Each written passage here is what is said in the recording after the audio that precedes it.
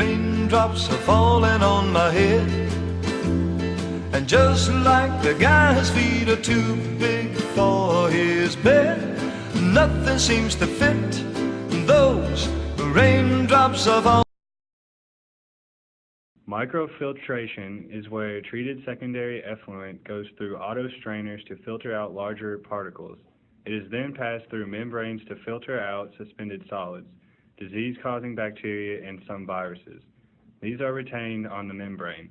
The filtered water contains only dissolved salts and organic molecules. In this stage, ultraviolet light is used to ensure that any remaining organism is inactivated. Alkaline chemicals are then added to restore the pH balance so that the new water is ready to be drank. Reverse osmosis is where a semi-permeable membrane with tiny pores allows only very small molecules like water molecules to pass through. Undesirable contaminants such as bacteria, viruses, and pesticides cannot penetrate the membrane. The new water is also sampled and analyzed regularly by an accredited laboratory. In addition, audits are conducted periodically by PUB to ensure that the plant's operation meets the required standards.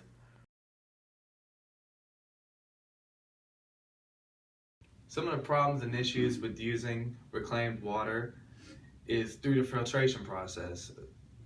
Some people feel uneasy when you use sewage water that when you're filtering out the water that you're getting 100% of the bacteria or the prescription drugs out of the water.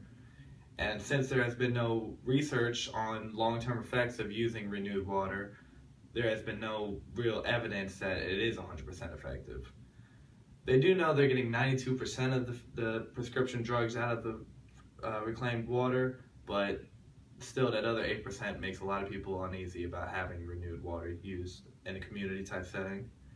And another big effect, or another big issue, is the cost. When you say $369 million, a lot of people just see tax dollars going up, and that doesn't make everybody happy.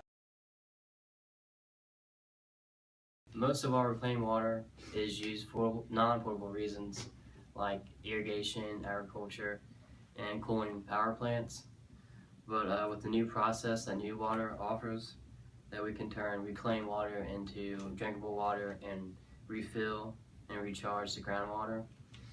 In places like Singapore, the new water program meets 30% of the water demand, and by 2060 they plan on meeting 55%.